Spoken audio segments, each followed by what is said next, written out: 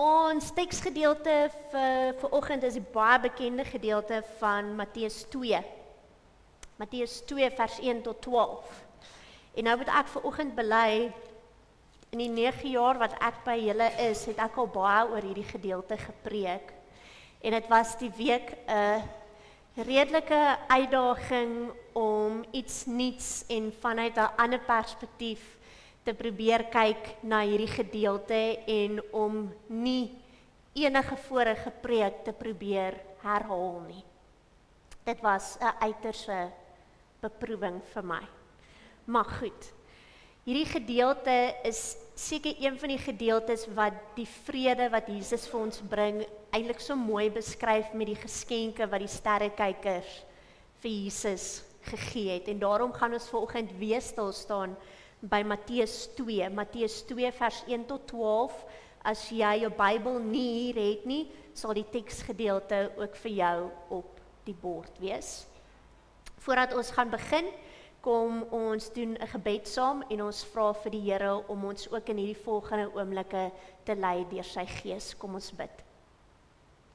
Here ons God, soos U die sterrekykers gelei het na U seun se koms, is dit ons gebed dat U ons vanoggend sal lei in die waarheid van U woord.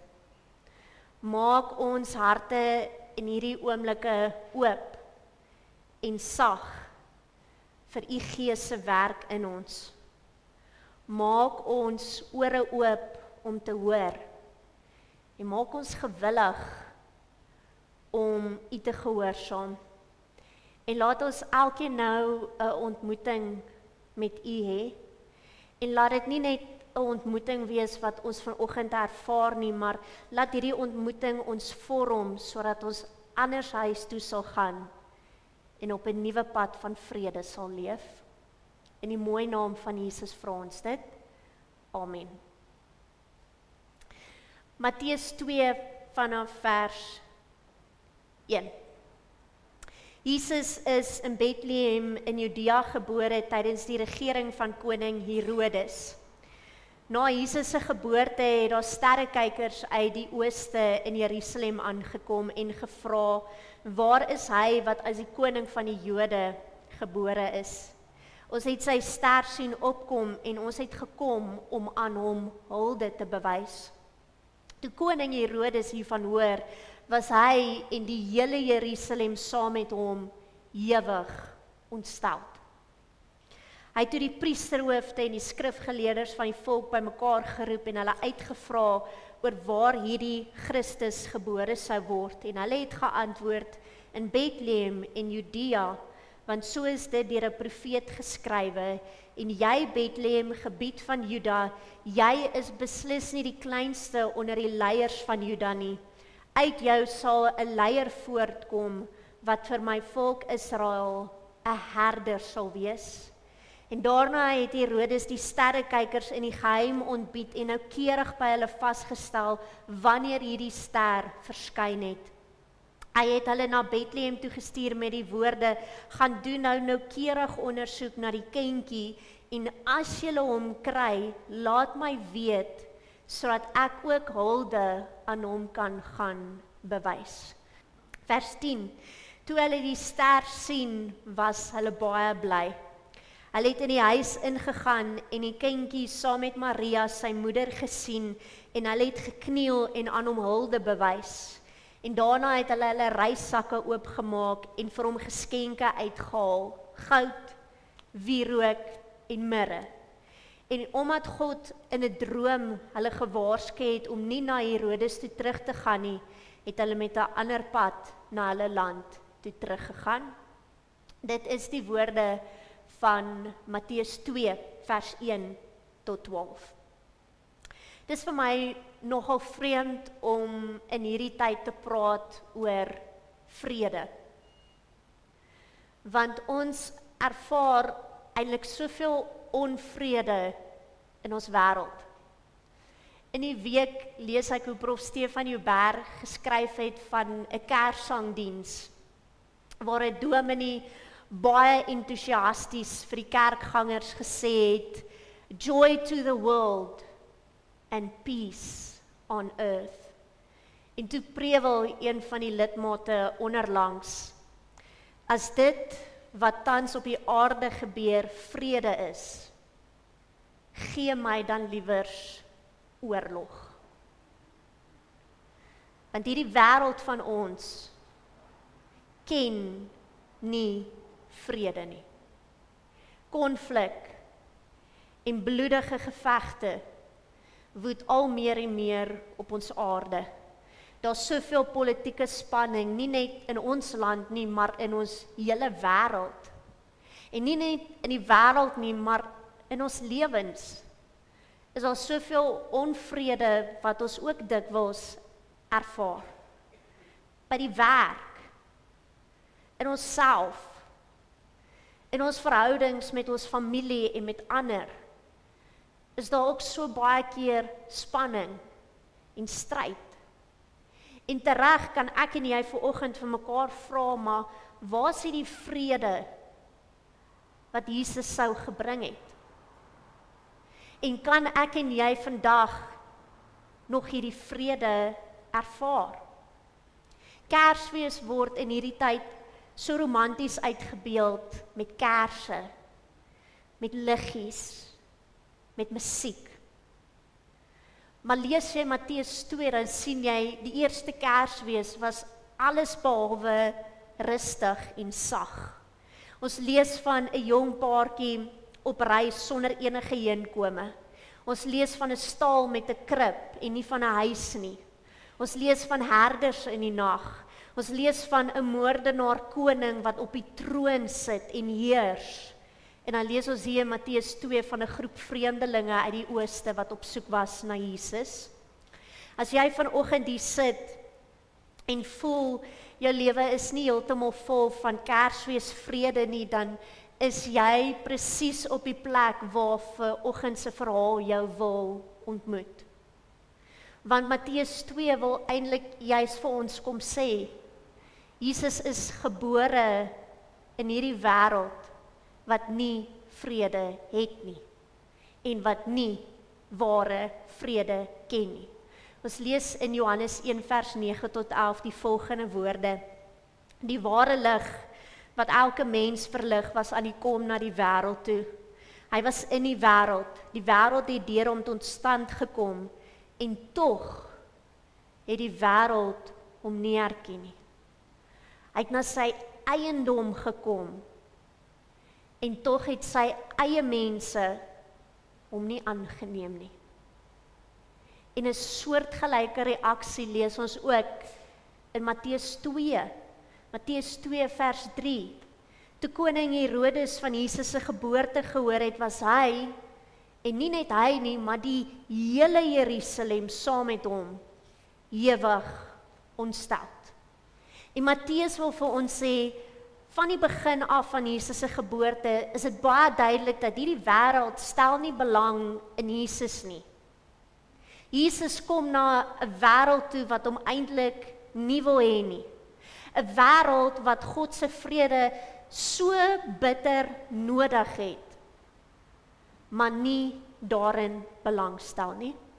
En ons sien dit later in Matteus 2, hoe Herodes se hart so vol jaloesie en afguns 'n kindermoord instel, om so van Jesus te probeer ontslaa raak. En genadiglik vir jou en vir my vanoggend, het dit nie gestop by 'n kindermoord nie. Kersverhaal het aangegaan. Ons lees in Johannes 1 vers 12 die volgende. Aan almal wat hom aangeneem het, die wat in hom glo, het hy die reg gegee om kinders van God te word. Die vrede waarvan ons praat in hierdie feesseisoen is nie 'n outomatiese vrede nie. Dis nie 'n vrede vir almal nie. Dis 'n vrede vir hulle wat glo. Dis 'n vrede vir hulle wat kinders van God is. En al is Jesus 1000 maal in Bethlehem gebore, maar nie in jou eie hart en in jou eie lewe nie, gaan Kersfees elke keer vir jou hierdie leë gebeurtenis wees en jy gaan nie werklike vrede leer ken nie. Want die vrede wat God kom gee, is so anders as ons idee van vrede. Die vrede wat God kom gee, is in die heel eerste plek 'n innerlike vrede. 'n Vrede in die hart. Dis 'n vrede met God. 'n Vrede met myself. 'n Vrede met ander. 'n Vrede wat vir my 'n werklikheid is, selfs te midde van die slegste en die swaarste tye in my lewe. 'n Vrede wat ek kan ervaar, selfs te midde van 'n wêreld vol onvrede. En om iets hiervan beter te verstaan, moet ons die storie van die sterrekykers so 'n bietjie nader trek vanoggend. Ons weet nie veel van die sterrekykers nie. Die ou Afrikaanse vertaling praat van die wyse manne. En ons weet hulle kom uit die ooste en vandag staan hierdie gebied bekend as Iran. En eintlik was hierdie sterrekykers amper soos wetenskaplikes gewees in daardie tyd. Hulle het letterlik alles tot in die fynste detail bestudeer. Alles in die natuur, alles in die hemelruim en natuurlik die sterre ook.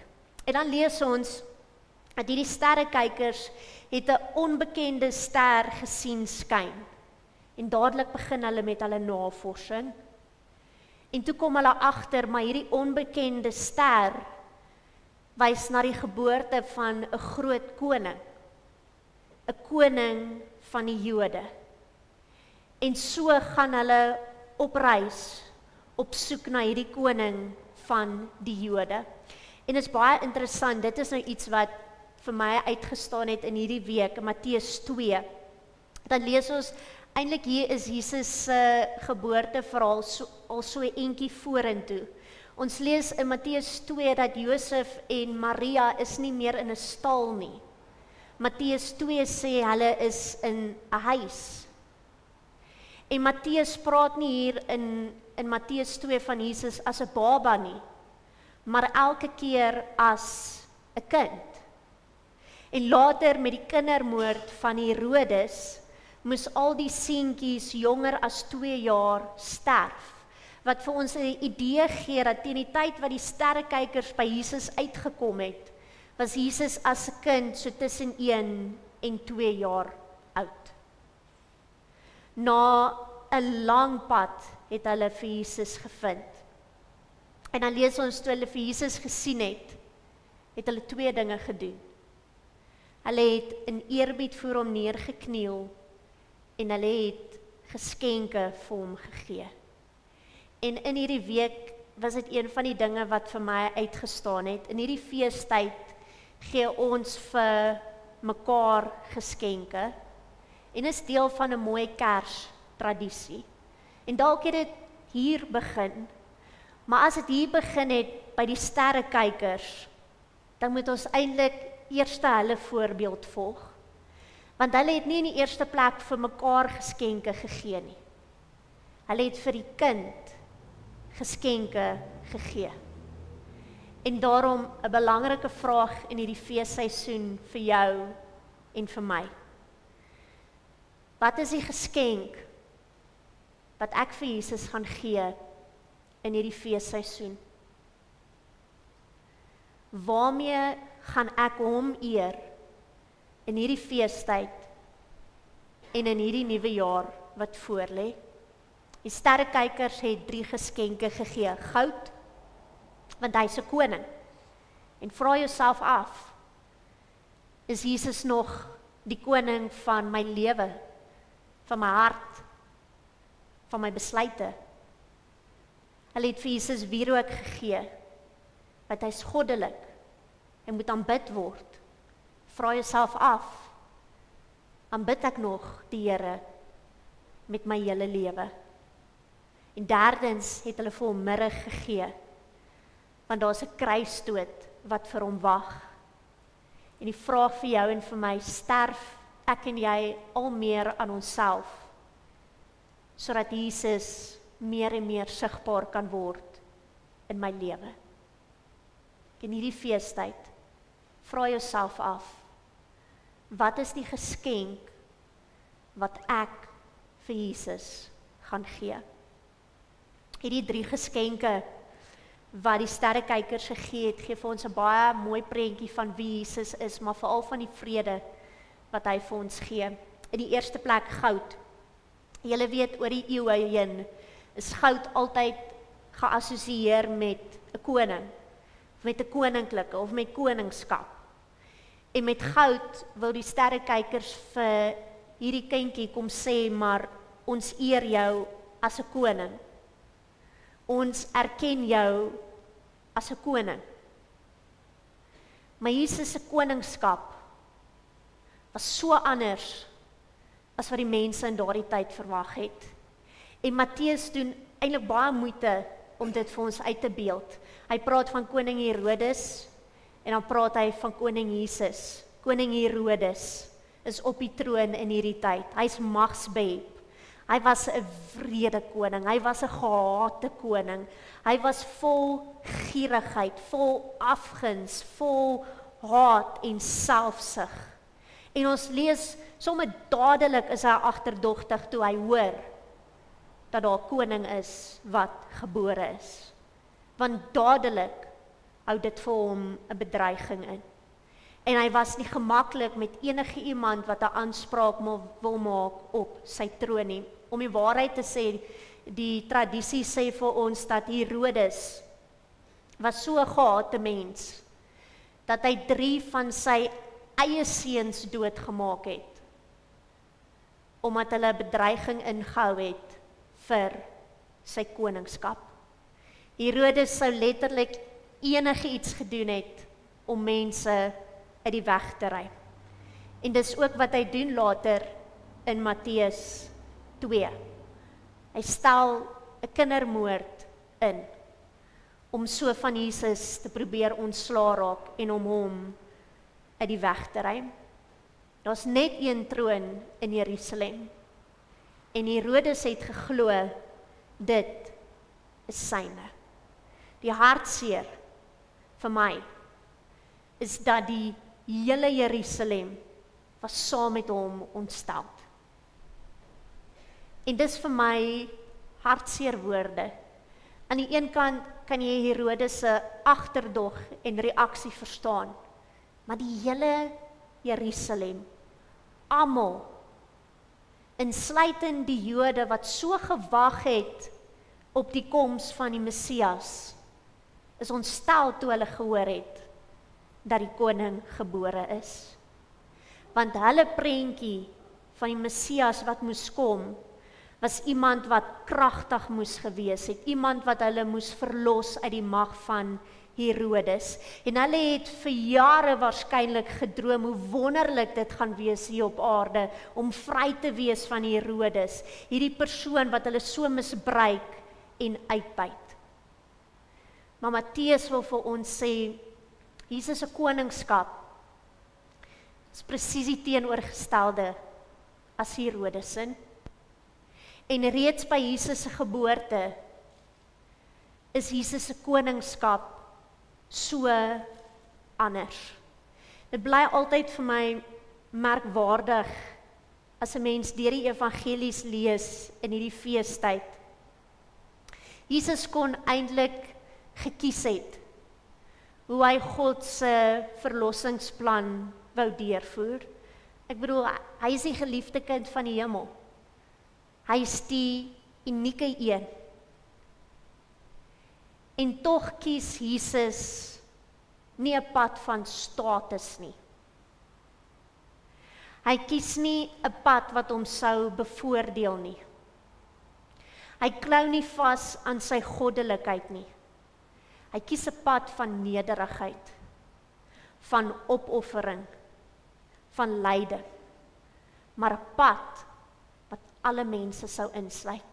Dis presies die teenoorgestelde van wie Herodes was. En ons sien hierdie andersheid van Jesus se koningskap nie net in sy geboorte nie, maar as jy die evangelies lees in sy hele lewe. Daar was nie een keer 'n stralekrans wat bokant sy kop geskyn het nie. Daar was nie koninklikes met biddende hande wat hom agtervolg het nie.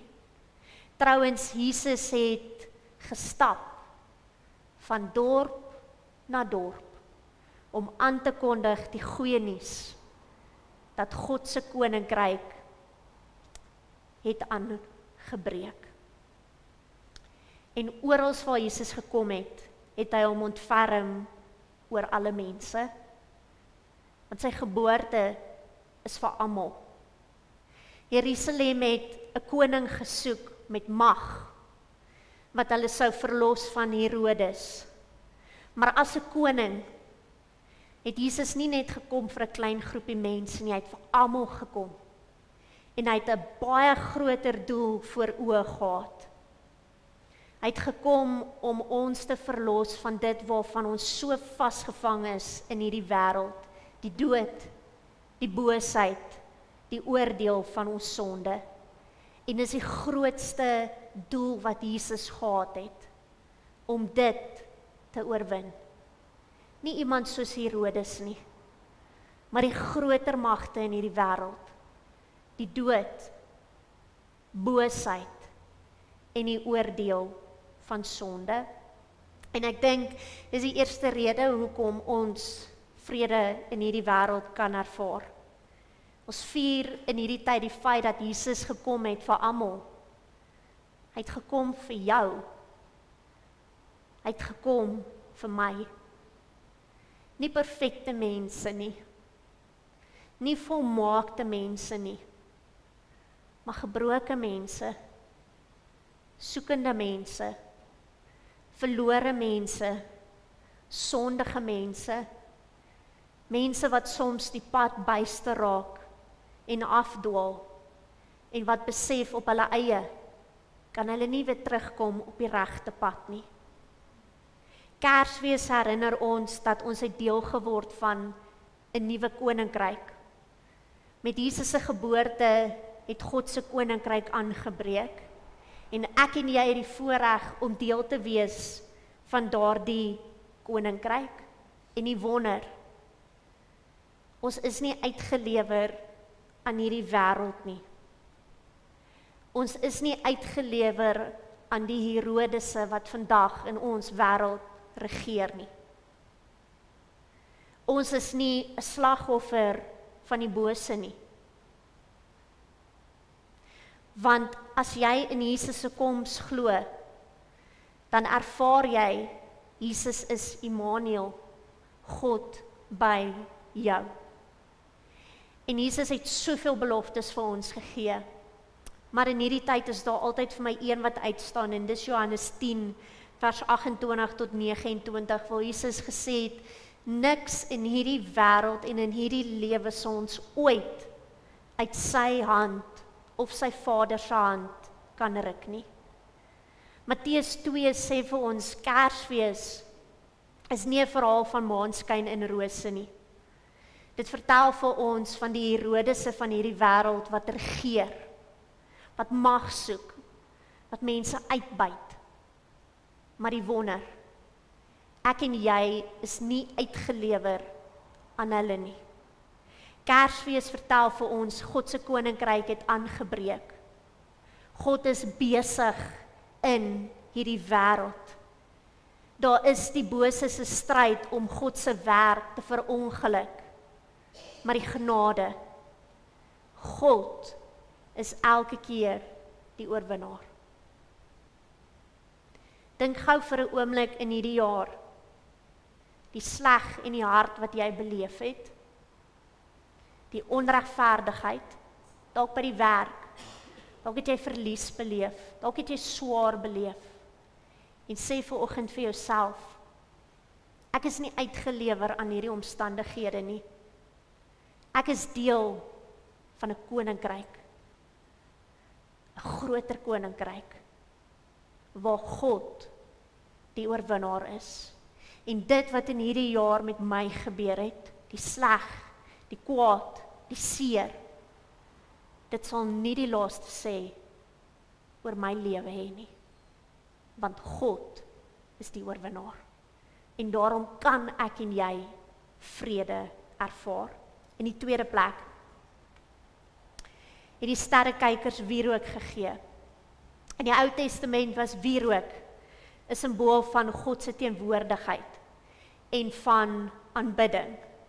Maar wierook was eintlik 'n erkenning dat God God is. Ons lees byvoorbeeld in Eksodus 30 hoe Aaron wierook brand op die altaar. As 'n teken aan die een kant van die volk se aanbidding, maar aan die ander kant dat God is hier teenwoordig. God is hier en God is heilig. Wat kom sê die sterrekykers met die wierook wat hulle vir Jesus gee? Hulle kom erken eintlik in hierdie oomblikke dat daar 'n goddelikheid in hierdie kind.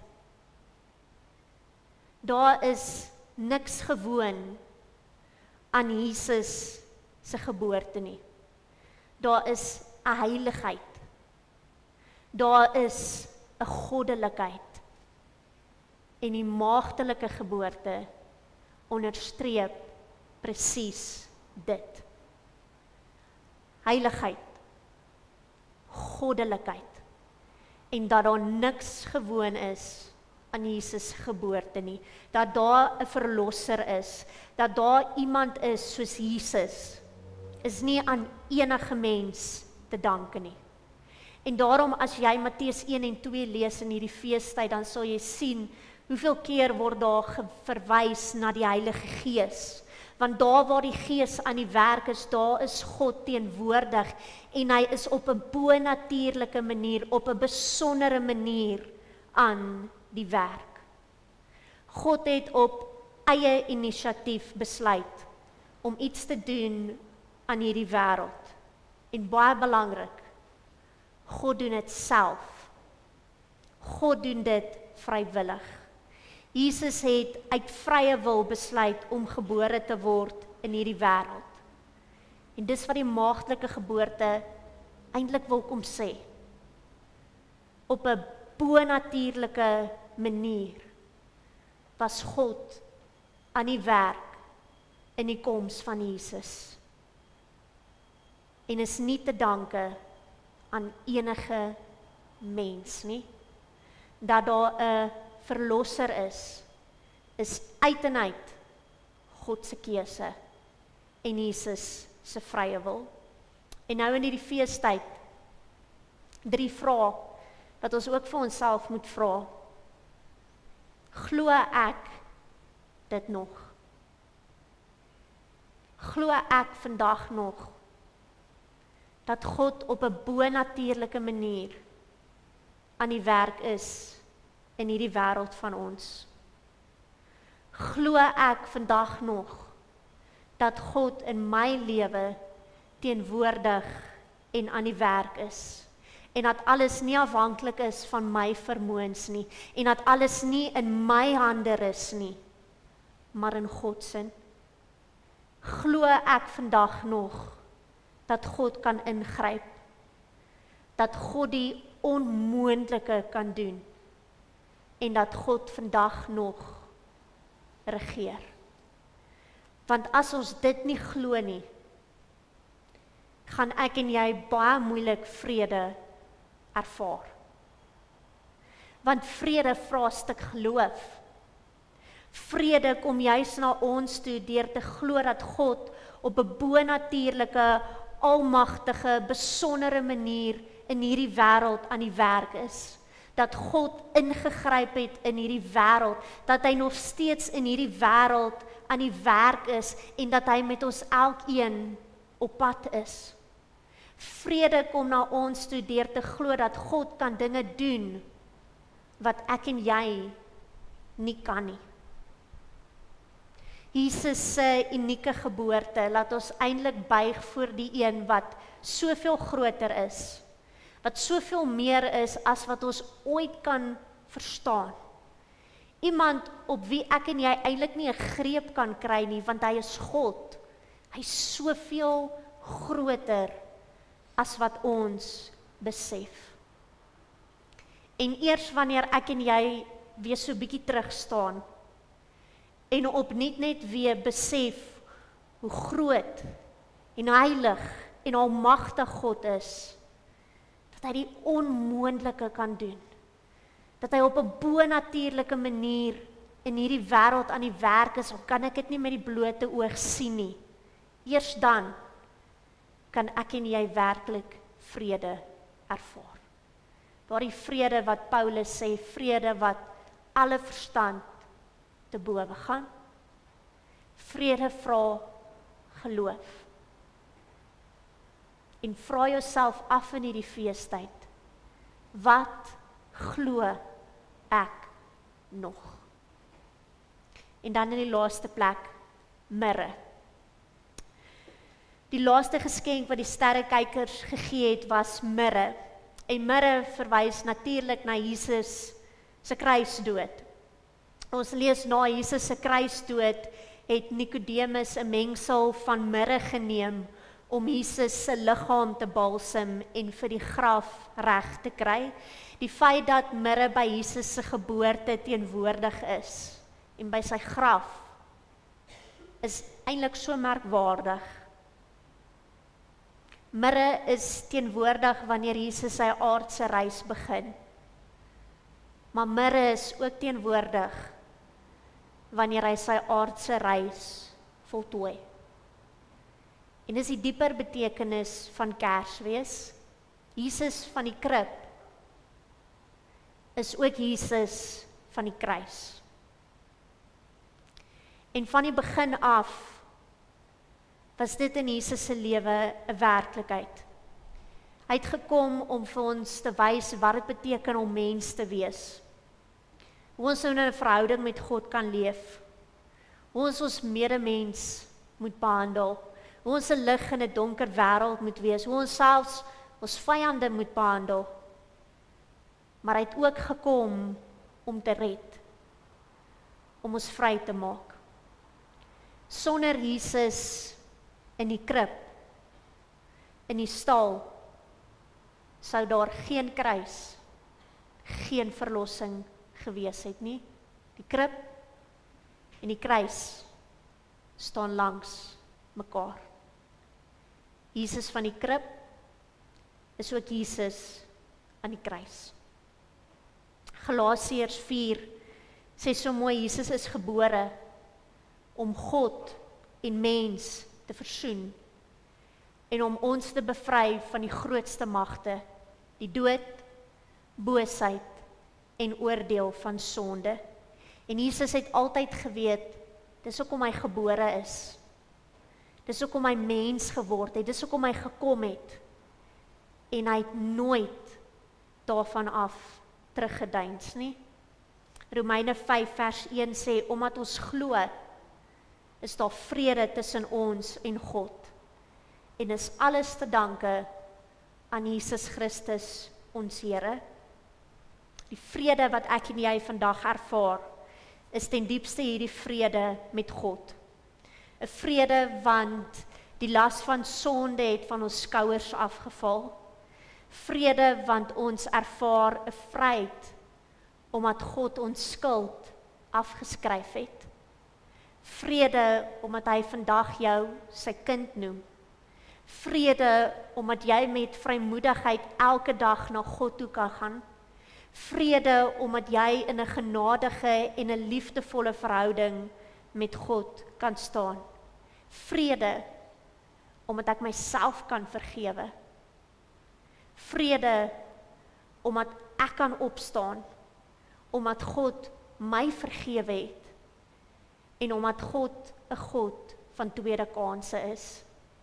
Ek het 'n rukkie terug 'n aanhaling gedeel op Facebook wat gesê het, if you think you've blown God's plan for your life, rest in this, my friend. You are not so powerful. Vrede. Ek maak droog. Ek misluk. Ek val. Maar die wonder, jy kan nooit so ver afdwaal en die pad so byste raak, dat Jesus jou nie kan vind en kan red nie. Vrede, want ek kan myself vergewe en ek kan opstaan. Vrede met my medemens, omdat God my in sy woord wys hoe ek in verhoudings kan leef. Jesus sy eerste koms en sy geboorte gee nie vir ons al die antwoorde nie. Maar dit gee vir ons tog 'n vrede wat ons kan ervaar. 'n Vrede, want niks hier op aarde het die finale sê oor my lewe nie. Vrede, want Jesus se koms is die bewys dat God se koninkryk het aangebreek. Dat God in hierdie wêreld aan die werk is. Dat God in my lewe, in my omstandighede aan die werk is. En die Here kom gee ons 'n vrede wat alle verstand te bowe gaan, deur ons keer op keer te herinner.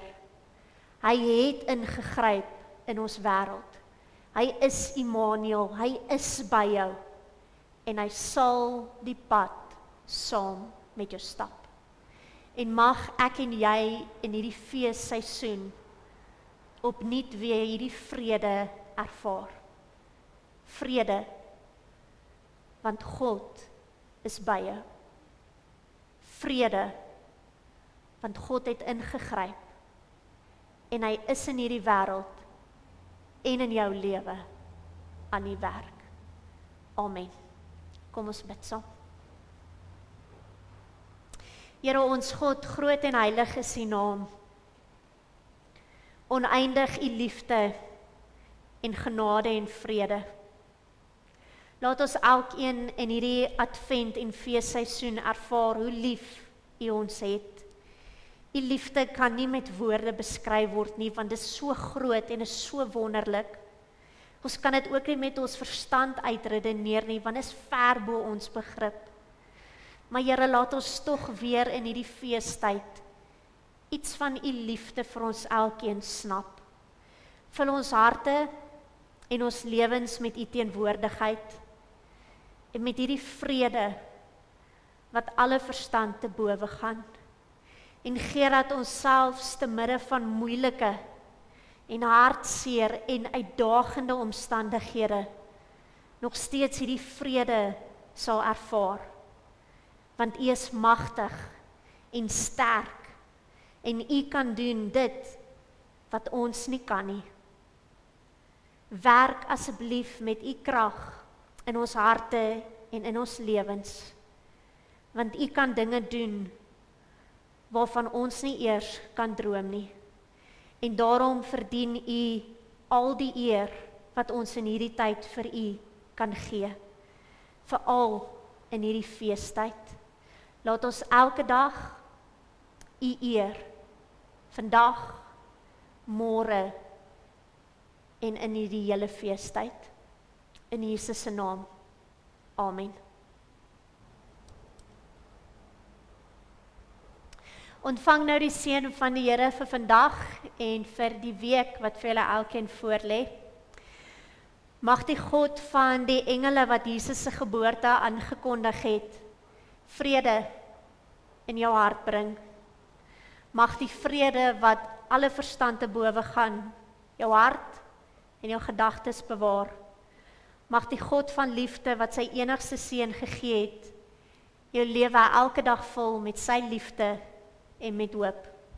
Mag Immanuel, God met ons elkeen wees in alles wat ons doen, totdat hy ons in sy ewige koninkryk laat ingaan.